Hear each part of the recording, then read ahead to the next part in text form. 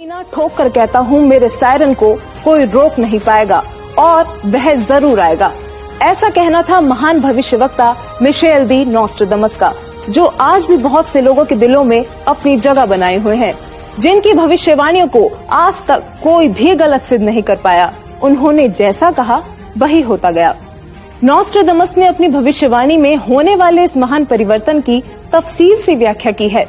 तो आइए देखते हैं क्या कुछ बताया उन्होंने अपनी भविष्यवाणी में।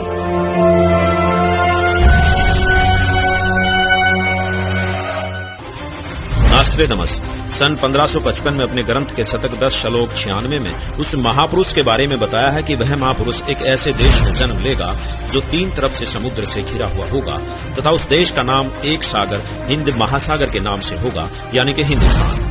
दोस्तों, विश्व में हिंदुस्तान ही ऐसा देश है जो 3 ओर से सागर से घिरा है तथा हिंदुस्तान ही एकमात्र देश है जिसका नाम किसी सागर के नाम से मेल खाता है, हिंद महासागर। फिर शतक 20 श्लोक 25 में कहा है कि वो महापुरुष हिंदुस्तान में पैदा होगा। वह महापुरुष एक ऐसे प्रांत में जन्म लेगा जिसमें 5 नदियां बहती हों। यह उल्लेख उन्होंने शतक 1 श्लोक 50 में किया है। दोस्तों, हिंदुस्तान में पंजाब ही एकमात्र ऐसा प्रांत है जिसमें 5 नदियां बहती हैं, जिनके नाम आपके सामने हैं। नदियों के नाम हैं सतलुज, व्यास, रावी, झेलम और चेनाब। नॉस्ट्रेडमस ने शतक 5 श्लोक 41 में बताया है कि उस महापुरुष द ग्रेट शायरन की 4 संतानें होंगी, जिसमें 2 पुत्र और 2 पुत्रियां होंगी। उस महापुरुष के बारे में एक रहस्य उद्घाटन करते हुए नॉस्ट्रेडमस ने शतक 5 श्लोक 41 में लिखा है कि उस महापुरुष की माताएं 3 बहनें होंगी। नॉस्ट्रेडमस ने शतक 6 श्लोक 70 में लिखा है कि मैं छाती ठोक कर कहता हूँ कि वह महापुरुष ऐसा ज्ञान बताएगा जो आज से पहले किसी ने नहीं सुना होगा। उसके ज्ञान को सुनकर सभी विद्वान कहलाने वाले धर्मगुरुओं को नतमस्तक होना पड़ेगा। एक बेहद हैरान कर देने वाली भविष्यवाणी नॉस्ट्रेडमस ने उस महान पुरुष को लेकर करते हुए शतक 1 श्लोक 50 में कहा है कि उस महापुरुष को देशद्रोह अथवा राष्ट्रद्रोही समझकर लोग नफरत करेंगे, लेकिन बाद में सच्चाई जानने के बाद उससे बेहद प्रेम करेंगे। उसके द्वारा स्थापित आदर्श और विचारों का बोलबाला हर जगह हो जाएगा। नॉस्ट्रेडमस ने शतक 20 श्लोक 25 में कहा है कि वह न तो क्रिश्चियन ईसाई होगा न मुसलमान होगा, वह केवल हिंदू ही होगा। शतक 6 श्लोक 70 में नॉस्ट्रेडमस ने कहा है कि वह महापुरुष पूरे विश्व का संचालक होगा, वह महापुरुष विश्व विजेता होगा।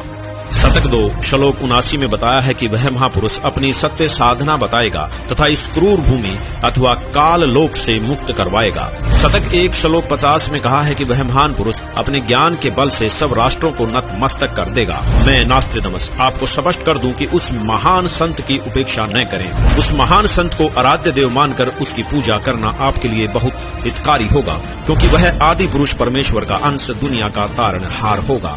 प्रसिद्ध भविष्यवक्ता नॉस्ट्रेडमस जी की भविष्यवाणी से काफी हद तक यह स्पष्ट हो गया था कि उस महापुरुष की क्या पहचान है।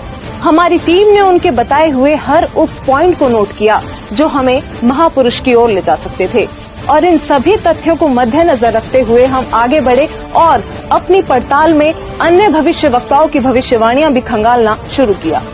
विकसित तथा